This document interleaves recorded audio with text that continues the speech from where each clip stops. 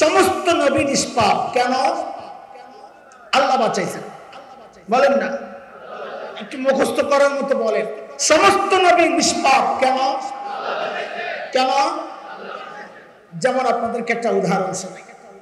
হযরত ইউসুফ আলাইহিস সালাতু ওয়াস সালাম, নাম শুনছেন তো? দুনিয়ার মধ্যে আমাদের নবী ছাড়া সাল্লাল্লাহু আলাইহি ওয়াসাল্লাম সবচাইতে সুন্দর হিসাবে আল্লাহ যাকে বানাইছেন, নবী ইউসুফ। মিশরে যে কোনো ভাবে ভাইদের কারণে মিশরে চলে গেছেন।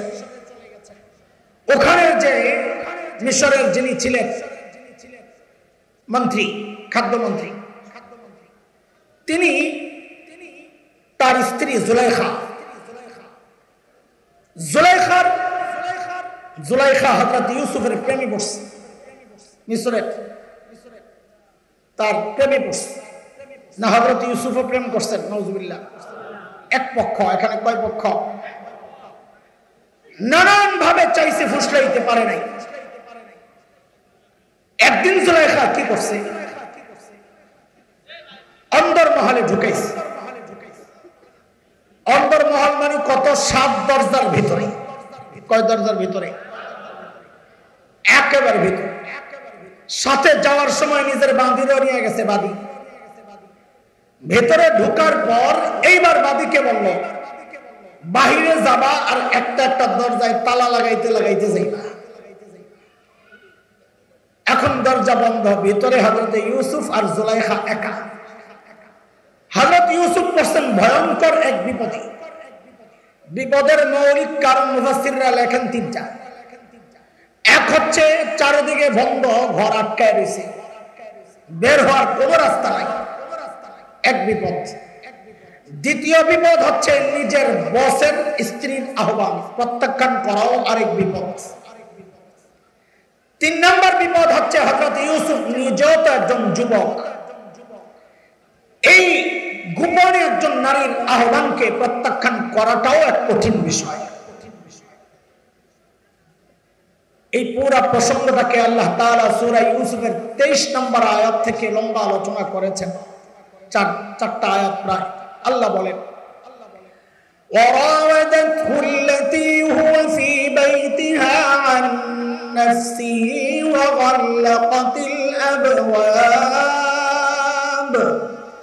وقالت هيت لك قال معاذ الله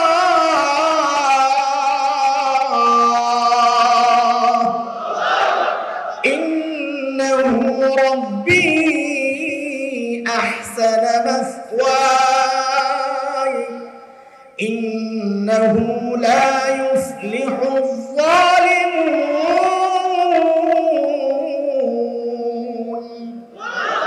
হযরত ইউসুফ বিপদে পইরাই দিছেন আল্লাহরে ডাক, ও আল্লাহ আমারে বাঁচা, মাআযা। মাঝখানের আয়াত 24 নম্বরে আল্লাহ বলেছেন আমি বাঁচাইয়া দিছি, কাযালিকা লিনাসরিফা আনহু সুআ ওয়াল ফাহশা। আমি বাঁচাইয়া দিছি। কেমনে বাঁচাইছেন? 25 নম্বর আয়াত থেকে আল্লাহ বলতেছেন, ওয়াস্তাবাকাল বাব ওয়াকাদ্দাত কামিসাহু মিন দুবুর ওয়া আলফা ইয়া সাইয়্যিদাহা লাদাল বাব। দৌড় দিছেন হযরত ইউসুফ দরজার দিকে। আচ্ছা, হযরত ইউসুফ দেখছেন না দরজা বন্ধ? দেখছেন? দেখার পরে ওর দৌড় দিলেন যে তিনি বুঝেন নাই, এই বুঝ নাই যে দরজা বন্ধ, আমি দৌড়াইলে কাজে না, জানেন না? দৌড় দিছেন, এটা নবীওয়ালা ঈমান। হযরত ইউসুফ চিন্তা করছেন, আমি যে আল্লাহকে দেখেছি ওই আল্লাহ আমাকে এখানে অসহায় অবস্থায় একা ছাড়তে পারেন না, ব্যবস্থা একটা করবেন, যা করে আল্লাহ দিছেন। বাস আল্লাহর উপর তাওয়াক্কুল করে দৌড় দিছেন। জুলাইখাও পিছনে পিছনে যায়, পিছন দিয়ে থাবা মারছে জামাই পিছনে। একদম থাবার লগে জামা লেছে ছিঁড়ে। দরজার সামনে যাওয়ার সাথে সাথেই দরজা খট করে খুলে গেছে।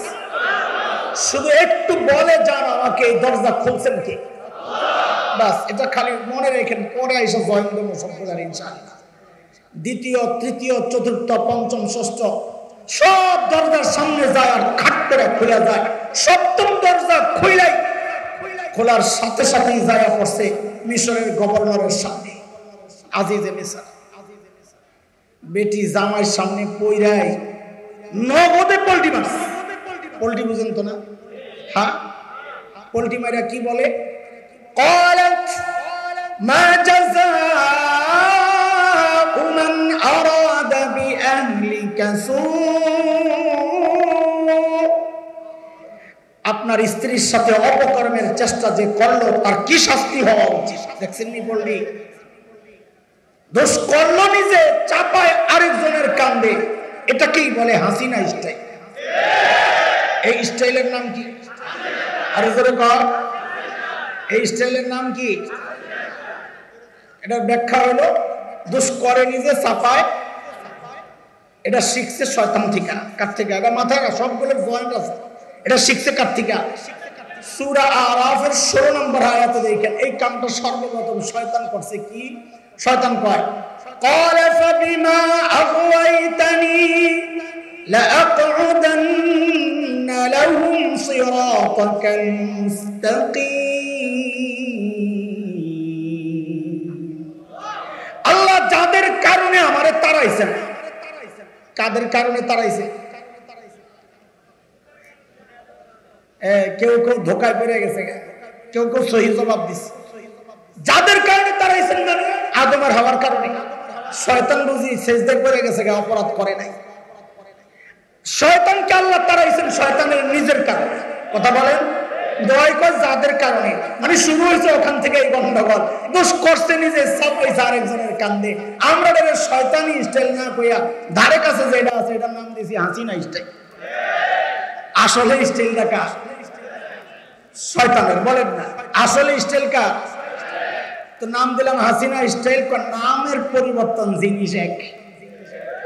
জিনিস হ্যাঁ বুঝালেন, কথাবার্তা সব ব্যাখ্যা দেওয়া যায় না। আচ্ছা বুঝলি ভালো। পোল্টি মাইরাই কর তোমার স্ত্রীর সাথে অপকর্মের চেষ্টা যে করলো তার কি শাস্তি হওয়া উচিত? বাপরে বাপ, কি গরম বেডি। যত বড় অফিসার আছে বাহিরে দেখবেন মাস্তানি করে, ঘরে যায় বিলাই, ওখানে বউয়ের শাসন চলে। জুলাইখা এই কথা বলে যে আপনার স্ত্রীর সাথে অপকর্ম যে করেছে তার শাস্তি কি হওয়া উচিত। বইয়ের শাস্তি বিবরণ নিজেই দিতেছেন। কই দুইটা শাস্তি একটা হওয়া উচিত। কি সেটা? ইল্লা আন ইউসজান, ওই ওরে আয়না করে ঢোকানো। কোন জায়গায়? আর ওই সময় আয়না করে কেমন আসলে আমি জানি নাকি, কইছে জেলখানা আর কি, আমি আয়না করে দিলাম। অথবা রিমান্ডে নিয়ে একটা কঠিন পিটা লাগা। আজিজে মিসর তো পুরা বেকুফ হয়ে গেছে। এটা কি? উনি ইউসুফকেও চেনে আলাইহিস সালাম, নিজের বউরও তো কম চিনে না। কিন্তু এখন সামনাসামনি যখন কইছে বেরিয়ে এখন কি করে? ইউসুফ খবর কি? তাহলে ইউসুফ বলেন ক্বালা হিয়া রাদাতনি আন নাফসি, আমি কিচ্ছু করি নাই, যা করছে বেরিয়ে করছে। এখন মিশরের গভর্নর ইউসুফ আলাইহিস সালামকে বলেন কি, তুমি যে করো নাই, খেয়াল করেন সূক্ষ্ম বিষয়, তুমি যে করো নাই এটার প্রমাণ দাও। কারবার দেখেন তো, দুনিয়ার আদালত, ইসলামী শাসন ব্যবস্থা, বিচার ব্যবস্থায় প্রমাণ দেয় যিনি বাদী, আসামি না। প্রমাণকে দেয় যে দাবি করে, সে প্রমাণ দেয়। আমরা বলি আল বাইয়িনাতু আলাল মুদ্দাই। প্রমাণ দেয় বাদী। এখানে বাদী জুলাইখা অভিযোগ করছে ইউসুফ আলাইহিস সালামের বিরুদ্ধে। তা আপনারাই বলেন তো এখানে প্রমাণ কার দেওয়ার কথা? জোরে কোন? নিয়মে প্রমাণ কার দেওয়ার কথা? অথচ প্রমাণ চাওয়া হচ্ছে কার কাছে? নিয়ম মানা হইল না অনিয়ম হইল? কেন এই অনিয়মটা কেন হইল? কারণ হইল তখন জুলাইখারা ক্ষমতায় থাকলে আর নিয়ম মানা লাগে না। আরে বুঝে আসছে যে কথা বুঝেননি কিছু? তখন অনিয়মই নিয়ম হয়ে যায়। কথা বলেন, তখন অনিয়ম কি হয়ে যায়? নিয়ম হয়ে যায়। সুবহানাল্লাহ। জুলাইখার হযরতে ইউসুফের কাছে যখন প্রমাণ চাওয়া হয়েছে, ইউসুফ চিন্তা করে আমি এখন প্রমাণ পাবো কই? ভিতরে ছিলাম আমি আর জুলাইখা। জুলাইখা অভিযোগকারী, আমাকে অভিযুক্ত করা হয়েছে। আমরা মানুষ দুইজন, প্রমাণ আসবে কোত্থেকে, কিন্তু ভরসা হারান নাই। আমি যে আল্লাহকে ডেকেছি, প্রমাণের ব্যবস্থা আল্লাহই করবেন। চিন্তা করতেছেন কি করবে। এর মধ্যে জুলাইখার এক ফুফাতো বোন আসছিল বেড়াইতে, তার ছোট্ট এক দুধের বাচ্চা, এখনো কথা বলার মতো বয়স হয় নাই, দুধ খায়। ওইটা ভিতর থেকে এমন কান্না শুরু করছে, ওয়া ওয়া ওয়া, যেন মেশিনকে ধরে দিছে, কান্নার থাক। হয়তো এসব কাহিনী হয়েছে। আল্লাহ আমার সাক্ষী বের করছে, সাক্ষী দিব দিচ্ছি। জুলাইখা মনে মনে বলে কি, চান্দু খাইছো ধরা। অস্বীকার করতাম, বিষয়টা মীমাংসায় যাওয়া কঠিন ছিল। দলিল আমার কাছেও নাই, তোমার কাছেও নাই। অস্বীকার করলে বিষয়টা সংশয়ের মধ্যে চলে যেত। এখন পিচ্চিরে যে সাক্ষী বানাইছো, পিচ্চিরে আইনাটাইকে জিজ্ঞেস করবে, রে পিচ্ছি অপরাধ কে করছে? পিচ্ছি করবে ওয়া ইউসুফ না জুলাইখা, ওয়া আরে একটা ক ওয়া আছে। পিচ্চিরা আনা হয়েছে পিচ্চিরে। এখন পিচ্চিরে জিজ্ঞেস করা হচ্ছে, এরে পিচ্ছি অপরাধ কে করছে রে? দেখেন আল্লাহ তাআলার কি কুদরত। পিচ্চি যদি সরাসরি বলতো যে অপরাধী জুলাইখা, ইউসুফ নিরপরাধ, তাহলে ওরা বলার একটা সুযোগ পাইতো। ওই সময়ে জাদুবিদ্যার খুব চর্চা চলতেছিল, ওরা বলার একটা সুযোগ পাইতো যে ইউসুফ জাদু করে এই পিচ্চির মুখ দিয়া কথা বের করে ফেলছে। আল্লাহ কাহিনী ওইটা করার নাই। আল্লাহ এমন ভাবে ধরছেন, আমরা হইলে বলতাম আর কি ছাই দিয়া ধরছে, ছুটার কোনো সুযোগ নাই। আল্লাহ পিচ্চির মুখ দিয়া কথা তো বের করছে, প্রমাণ সহ কথা বের করেছে।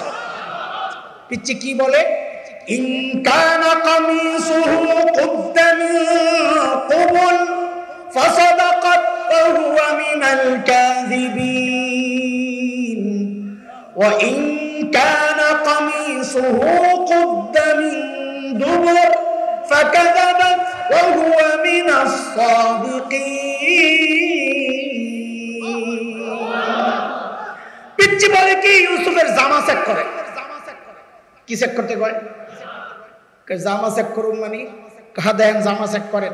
যদি দেখেন জামার সামনে দিয়া ছিড়া, তো মনে করবেন জুলাইখা ঠিক আছে, ইউসুফ অপরাধী, ইউসুফ হামলা চালাইছে। জুলাইখা নিজেকে রক্ষার জন্য, আত্মরক্ষার্থে ইউসুফকে যে ধাক্কা ধাক্কা দিয়েছে, সামনে দিয়া জামা ছিঁড়ে দিয়েছে। আর যদি দেখেন জামা পেছন দিয়া ছিড়া, তো মনে করবেন জুলাইখা অপরাধী, ইউসুফ নিরপরাধ। ইউসুফ পালাতে গেছে, জুলাইখা পেছন দিয়ে যে থাবা মারছিল, জামা টাইম পেছন দিয়া ছেড়ে দিয়েছে। হায় আল্লাহ, এখন জামা চেক করে দেখে জামা পেছন দিয়া ছিঁড়া হয়েছে নি কেস ফিটিং। আজ যে মিশর জামা পেছন দিয়া ছিঁড়া দেখে কি বলতেছে? ফালাম্মা রাআ কামিসাহু কুদ্দা মিন দুবুর ক্বালা ইন্নাহু মিন কাইদিকুম ইন্না কাইদাকুন্না আযীম। জামা পেছন দিয়া ছেড়ে দেখে কারে জুলাইখা, তোকে বেডিকে চক্রান্ত বড় মারাত্মক। আল্লাহ ইউসুফরে কি কয়? ইউসুফ আলাইহিস সালাম, ইউসুফ আরিদান হাজা, কাউরে কিছু বইল টইল না, মান ইজ্জতের ব্যাপার। আর বেডিকে কয় আস্তাগফিরি লিজাম্বিক, তুই তওবা কর, গুনাহ করছস, তওবা কর, দোষ করছস, নিজে চাপায়া দিছস আরেকজনের কান্দে। এখন আমরা কই তওবা কইরা যদি কয় যা করছি মাফ চাই, আর জিন্দেগিতে করুন না, এইটা কোন ছাড়ার একটা রাস্তা তৈরি হবে। কখন? যদি কয় আর জিন্দেগিতে রাজনীতি করুন না, সাথে যারা যারা এই গণহত্যায় জড়িত ছিল এদেরও শাস্তি হবে। এই তিনটা শর্ত যদি মানে, তো আমরা মাফ করতে রাজি আছি। আর নাইলে এই মাফ তুমি আগেও চাইছো। ওই যে গ্লিসারিন শহরের মধ্যে মাইকা কেমনে কেমনে কানছো, রেন্টুর বই বললে বোঝা যায় তুমি যে কত সুন্দর অভিনয় করতে পারো। আরে বলবেন পড়ার দরকার নেই, এগুলো আলোচনা নষ্ট হয়ে যাবে। আল্লাহ মাফ করুন। আল্লাহু আকবার। এ দোস্ত, চলেন আমরা পেছনের দিকে যাই। হযরত ইউসুফকে বাঁচাইছেন কে? দরজা খুলছেন কে? বাচ্চার মুখ দিয়ে প্রমাণ সহ কথা বের করেছেন কে? কথা বলেন। কি জন্যে? আল্লাহ তার নবীকে বাঁচানোর জন্য এসব কিছু করেছেন। তার মানে নবীরা যে কোন নবী যে গুনাহ করেন নাই, এর একটা মৌলিক কারণ, এবং এটাই আসল কারণ। সমস্ত নবীকে আল্লাহ নিজে বলেন না, আল্লাহ নিজে কিন্তু প্রশ্ন হইল আল্লাহ কেন বাঁচাইছেন নবীদেরকে? এটা একটা সূক্ষ্ম ব্যাপার।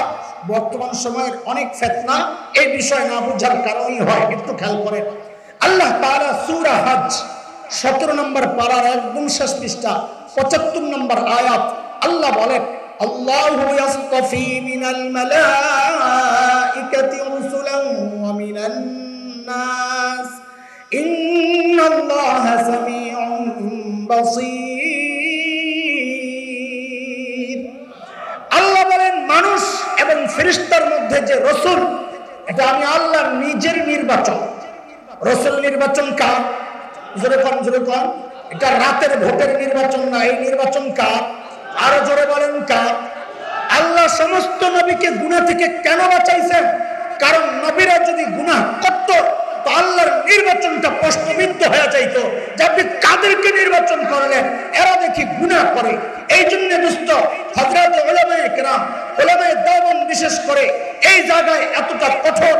কেউ যদি নবীদের সমালোচনা করে তার মানে সে আল্লাহর নির্বাচনকে প্রশ্নবিদ্ধ করছে। শুধু তাই না, কেউ যদি নবীদের দায়িত্বে অবহেলার ভয়ঙ্কর অভিযোগ তোলে, কথার কথা এমন যদি কেউ বলে নবী মূসা আলাইহিস সালাম তার নবুয়তের দায়িত্বে, রিসালাতের দায়িত্বে অবহেলা করেছেন, তিনি কাজ ঠিক করেন নাই, নাউযুবিল্লাহ, তাহলে শুধু নবী মূসাকে অভিযুক্ত করা হয় নাই, ওই মানুষটা আল্লাহর নির্বাচনকে পর্যন্ত প্রশ্নবিদ্ধ করেছে। এই বক্তব্য যে দিবে, এই চিন্তা যারা লালন করবে এবং তাকে যারা ভক্তি সহ মানবে, আল্লাহর কসম একটাও হকপন্থী কেউ হইতে পারে না।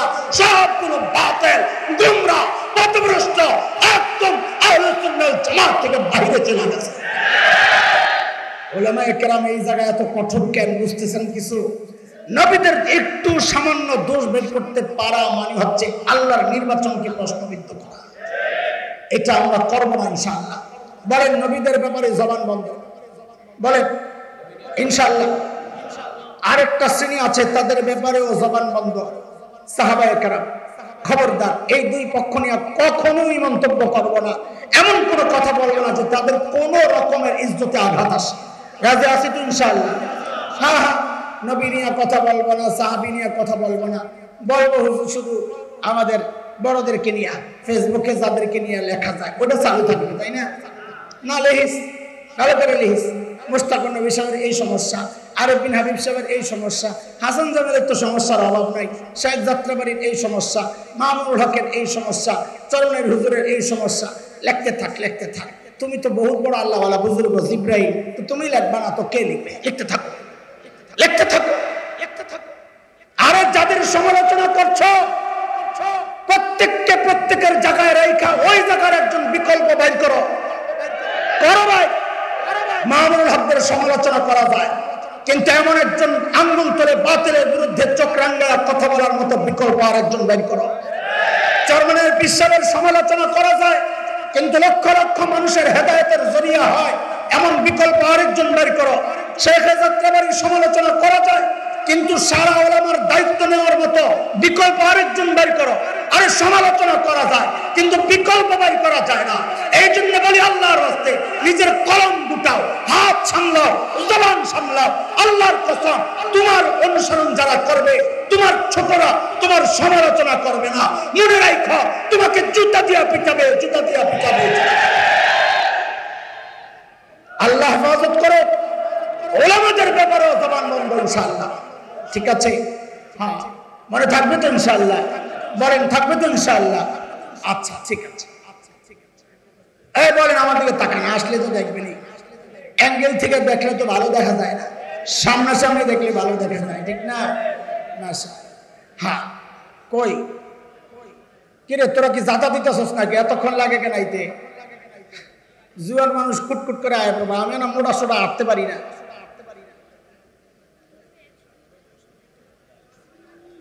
কি আপনি কোন কারামতি শিখছেন? আমারও তো জেনে পাইছে, আপনারা পায় নাই।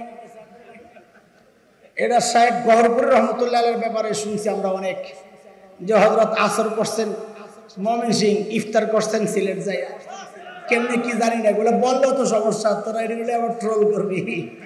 আমরা আমাদের বড়দের কারামত গুলো বলতে ইতস্ত করি, কারণ জানি পোলাপানি অপেক্ষায় থাকে, এগুলার ক্রস দিয়া জাহাজগুলি বাপদাদার কিস্সা কাহিনী। আরে বেটা আমগো এরকম বাপদাদা আছে তো কত নাই বেটা, তারা কবি করতে গিয়ে কিচ্ছা।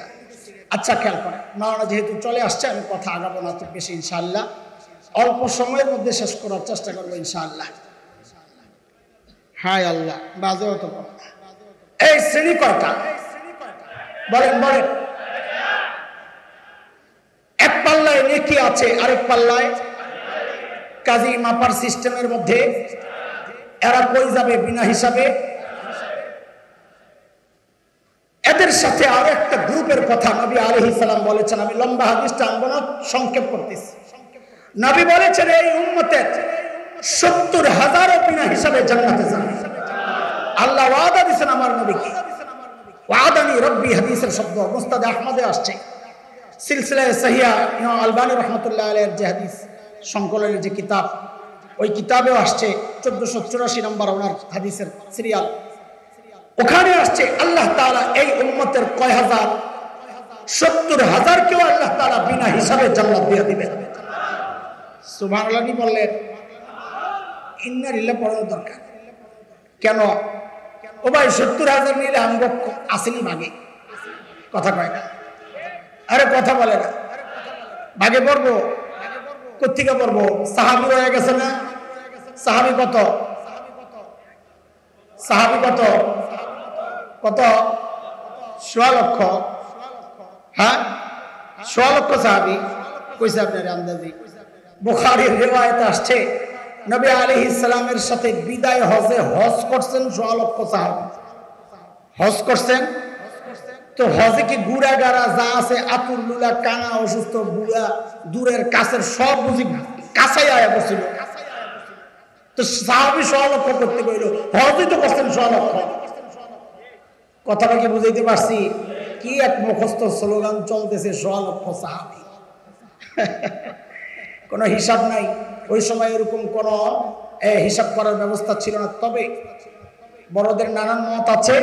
আমাদের যাত্রাবাড়ির হযরত একদিন এক দর্শে বলেছিলেন যে অনুমান করা হয় বিভিন্ন সূত্রে ৫ লক্ষ সাহাবী ছিলেন। কত কত কত? তো ৫ লক্ষের মধ্যে ৭০,০০০ গেলে তো আরো রয়ে গেছে কত? ৪,৩০,০০০। বেটা আমার আর তো সিরিয়াল আইব পত্রিকা, খালি আন্দাজে খালি সুবহানাল্লাহ বললেন, ইন্না লিল্লাহি না পড়া দরকার। আচ্ছা শুনেন, ডরেন। নবী এই কথা বলে ঘরের ভিতরে গেছেন। আয়েশা দেখেন যে সাহাবীদের মধ্যে খালি এই কাম চলতেছে, রে ৭০ কে রে ভাই, কে বাদ যাইব, কে যাইব, খালি এই আলোচনা। কি আলোচনা করতেছ? বলে ইয়া রাসূলুল্লাহ ৭০ কই, কে কে কি বিষয়? তো নবী কিছু ৭০,০০০ কিছু গুণাগুণ বয়ান করছেন, যারা কারো কাছে খালি ঝাড়ু ফুকের জন্য যায় না, প্রয়োজন ছাড়া। ওই যে আগুনের ছেক দেয় না, আর ওই যে এই কুফা কুফা বলি না, কুফা কুলক্ষণে এগুলো বিশ্বাস করে না, এমন ৭০,০০০। এদের আলামত হলো এটা। এরপর নবী যেটা বলেছেন, পরে বোঝা গেল কি এই ৭০,০০০ যাবে না, এই ৭০,০০০ হলো গ্রুপ লিডার। বলেন এইবার সুবহানাল্লাহ। আরে জায়গা মতো সুবহানাল্লাহ কয় না, আরে এবার সুবহানাল্লাহ বুঝরে। ৭০,০০০ কি কথা বলে না? ৭০,০০০ কি? প্রত্যেক গ্রুপ লিডার নিজে ৭০,০০০ সাথে নিয়ে জান্নাতে চলে যায়। এইবার তো জোরে কবি সুবহানাল্লাহ। ৭০,০০০ পূরণ ৭০,০০০ ৪৯ কোটি। কত কত হয়? আরে কত হয়? এইবার দেখা যায় সাহাবী বাদ দিয়ে আরো কিছু লোক যাবে ইনশাআল্লাহ। আল্লাহ কবুল করো, হিসাবে আমল উঠাইও না, তাইলে আটকায় যাবে। আল্লাহ আমাদেরকে হেফাজত করেন। এক গ্রুপ পাইলাম বিনা হিসাবে জান্নাত, ঠিক আছে ঠিক আছে। যাদের এক পাল্লা খালি, আরেক পাল্লায় নেকি, এক পাল্লা দিয়া মাপা যায় না। দ্বিতীয় গ্রুপ হচ্ছে ঠিক তার উল্টা। ঠিক উল্টা কি? এক পাল্লায় গুনাহ আছে কিন্তু আরেক পাল্লা খালি, নেকি নাই। আপনারাই বলেন মাপা যাবে? কেন যাবে না? ওই যে আগের পড়া মুখস্থ, বলেন কেন মাপা যাবে না? এক পাল্লা খালি থাকলে মাপা। আল্লাহ এদের সম্পর্কে বলেছেন ফালা নুকিমু লাহুম ইয়াওমাল কিয়ামাতি ওয়াজনা। এদের আমল আমি মাপবো না। এরা কারা? এরা সমস্ত কাফির। বলে সমস্ত কাফির, মুসলমান ছাড়া যা আছে সব কাফির। ইহুদিও কাফির, খ্রিস্টান ও কাফির। ওই আহলে কিতাব বইলা এখন আর আহলে কিতাবের অস্তিত্ব নাই। যারা শেষ নবীকে মানে না তারা আহলে কিতাব হইতে পারে না।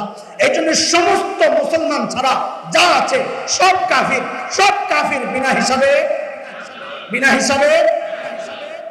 কাফের ছাড়াও কিছু মানুষ আছে যারা আমার আপনার মতো এমন সুরতওয়ালাও হইতে পারে, মুসলমান নামধারীও হইতে পারে, কিন্তু দ্বীনি বিষয়ে এমন কোন বিশ্বাস লালন করে অথবা এমন কোন বক্তব্য দিয়ে দেয় বা দিয়েছে যেগুলোর দ্বারা ঈমান থেকে বের হয়ে গেছে, তাকে কি বলে? মুরতাদ। বলেন তাকে কি বলে? মুরতাদদের ব্যাপারে আল্লাহর ফয়সালা কি? ومن يرتد منكم عن دينه فيمت وهو كافر فأولئك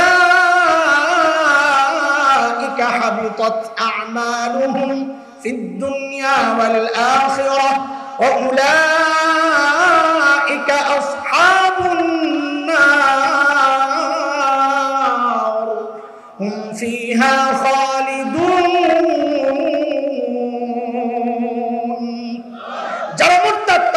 হিসাবে কথা বলেন। বাংলাদেশে দেখেন, ছোট্ট একটা কথা, মানো না 5 মিনিট বয়ান কম করে, জীবনে কত বয়ানই করছেন। শেখ আবুল হাসান আলী নদভী রহমতুল্লাহি আলাইহি একটা কথা বলেছেন বড় দামি। দেখো, মুরতাদ সাহাবী যুগেও হইতো, এই যুগেও হয়। আসওয়াদ আনাসি, মুসাইলামাতুল কাজ্জাব, এদেরকে যারা নবী মেনেছে তারাও মুরতাদ, যারা যাকাত দিতে অস্বীকার করেছে তারাও মুরতাদ। মুরতাদ ওই যুগেও হয়েছে, এই যুগেও হয়। শেখ আবুল হাসান আল নদভী বলেন পার্থক্য কি? বলে পার্থক্য হচ্ছে ওই যুগে যারা মুরতাদ হইতো তারা নিজেরাও জানতো আমি মুরতাদ, তাদের সমাজও জানতো আমি মুরতাদ, কিন্তু এই যুগে যারা মুরতাদ হয় তারা নিজেও জানে না আমি মুরতাদ, তাদের অনুসারী যারা সমাজ তারাও জানে না। কারণ তারা তো জানে তিনি প্রতি রাতে 80 রাকাত তাহাজ্জুদ পড়ে, তারা তো জানে ঘুমের থেকে ওইটাই খালি জায়নামাজ খোঁজে। আরে কথা বলে, কিন্তু স্পষ্ট কথা আমাদের, দাড়ি নিয়ে যদি কেউ কটূক্তি করে, আরে ভাই তুমি দাড়ি রাখো নাই, আল্লাহ চাইলে মাফ করে দিবেন। দাড়ি নিয়ে কটূক্তি করার সাথে সাথে সে মুরতাদ। টুপি নিয়ে তাচ্ছিল্য করবে, সে মুরতাদ। পর্দা করো না বোন, এটা তোমাকে চাইলে আল্লাহ মাফ করে দিবেন, কিন্তু ইসলামের পর্দা বিধান নিয়ে তুমি কটূক্তি করবা, সাথে সাথে তুমি মুরতাদ। জিহাদি চেতনা তোমাকে লালন করতেই হবে, যাইতে পারো না, এটা তোমার ইমানি দুর্বলতা, ব্যর্থতা। আল্লাহ চাইলে মাফ করে দিবেন, কিন্তু জিহাদকে সন্ত্রাস বইলা যদি শরীয়তের এমন একটা জরুরি বিধানকে কেউ তাচ্ছিল্য করে, আল্লাহর কসম সেও মুরতাদ। নামে মুসলমান, নামাজ পড়ে, রোজা রাখে, যাকাত দেয়, যদি বলে আমি শরিয়া আইন চাই না, আল্লাহর কসম যে শরিয়া আইন চাইবে না তার ঈমান থাকতে পারে না, ঈমান থাকতে পারে না। তুমি শরিয়া আইন চাইলেও বাংলাদেশে শরিয়া আইন কায়েম হবে, তুমি না চাইলেও হবে ইনশাআল্লাহ। কথা বলেন না ইনশাআল্লাহ? কেন? তোমরা যেমন বিশ্বাস করো দুয়ে চাই হয়, আমরাও বিশ্বাস করি সারা দুনিয়ায় একদিন ইসলাম কায়েম হবে, আমাদের নবী বলেছেন। এই জন্য বাংলাদেশ দুনিয়ার বাহিরে না ভিতরে, কাজে বাংলাদেশেও শরিয়া আইন চালু হবেই হবে ইনশাআল্লাহ। ভালো তুমি আমাদের লোকের যোগ দাও, নাইলে কিন্তু প্রত্যাখ্যাত হবা। তোমাদেরকে মানুষ ভালোবাসে এই কারণে না, তোমরা ইসলামের অনেক কিছু করে ফেলছো। আরে না, এমটি আওয়ামী লীগ হিসেবে মানুষের একটা বড় অংশে সাপোর্ট পাওয়া যাও, কিন্তু যদি ইসলামকে নিয়ে কোন রকমের এদিক ওদিক করো, ওলামায়ে কেরামকে নিয়ে যদি তাচ্ছিল্য করো, ওলামায়ে কেরামের নির্বাচনী পদ্ধতি নিয়ে তাদের সাপোর্ট নিয়ে যদি কোন রকমের তাচ্ছিল্যের বক্তব্য দাও, আল্লাহর কসম আওয়ামী লীগকে দেশের মানুষ যেভাবে প্রত্যাখ্যান করেছে, তোমাদেরকে প্রত্যাখ্যান করতে একটু দ্বিধা করা হবে না, একটু দ্বিধা করা হবে। এই জায়গায় স্পষ্ট কথা, এটা ঈমান কুফরের দ্বন্দ্ব, এই জায়গায় কোনো আপোষ চলতে পারে না। কথা বলেন ঠিক কিনা? হ্যাঁ দোস্ত, কথা শেষ। কয় গ্রুপ হইল? কয় গ্রুপ? 2 গ্রুপ। আরে বলছি কয় গ্রুপ? 2 গ্রুপ। এক গ্রুপ বিনা হিসাবে, আরেক গ্রুপ বিনা হিসাবে, আর রয়েছে কয় গ্রুপ? এই 2 গ্রুপ দুইটাই মুসলমান। 2 গ্রুপ দুটোটাই কি মুসলমান, যাদের নেকির পাল্লায়ও নেকি আছে, গুনার পাল্লায়ও গুনাহ আছে। এখন মাপা হবে, এই 2 গ্রুপেরটা মাপ হবে। নেকির পাল্লায়ও নেকি, গুনার পাল্লায়ও গুনাহ। তো আল্লাহ বলেন যদি নেকির পাল্লা ভারী হয়, সূরা জিলজালের শেষ দিকের আয়াতগুলো পড়বেন। আল্লাহ বলেন فَأَمَّا مَنْ ثَقُلَتْ مَوَازِينُهُ فَهُوَ فِي عِيشَةٍ رَاضِيَةٍ وَأَمَّا مَنْ خَفَّتْ مَوَازِينُهُ فَأُمُّهُ هَاوِيَةٌ। যার নেকির পাল্লা ভারী সে জান্নাতি, যার গুনার পাল্লা ভারী নেকির পাল্লা হালকা সে জাহান্নামী। এটা নিয়মের কথা, কিন্তু আল্লাহ হাসরের দিনের মালিক, বিচার দিবসের মালিক, মালিক নিয়ম মানতে বাধ্য না। আল্লাহ চাইলে গুনার পাল্লা ভারী নেকির পাল্লা হালকা এই মানুষকেও আল্লাহ চাইলে বিনা হিসাব লইয়া জান্নাতে দিয়ে দিতে পারেন। আল্লাহ তাআলা, আমরা আল্লাহর কাছে ওইটাই চাইবো, আল্লাহ আমরা জান্নাতে যেতে চাই, কেমনি দিবেন আপনার ইচ্ছা, হিসাব লইয়া দিবেন না না লইয়া, তবে হিসাবের একটু ডর লাগে, না উঠাইলে আমরা ভালো হয়। 49 কোটির মধ্যে কত মানুষও তো ঢুকাইবেন, একটু যদি আরো কিছু ঢুকাইয়া দেন, আপনার জান্নাতে তো জাগার অভাব নাই। আর এই জায়গায় না জাগার অভাব, জান্নাতে তো আর জাগার অভাব নাই। লাগলে আমার নিয়ামত টেয়ামত যেটি আছে এটি দেওয়ার দরকার নাই, আমরা খালি কোন রকম ঢুকাইয়া দেন। বলে কি করবি ঢুকা? বলে আপনার নেককার বান্দাকে জুতা ঠিক করবো। আরে কথা কন না, আপনার নেককার বান্দাকে জুতা ঠিক করবো। ওটা মহে কই ভিতরে আসলটা জানি, নবী কইছে ঢুকলে কমপক্ষে 10 দুনিয়া। আল্লাহ কবুল করবেন, আমিন।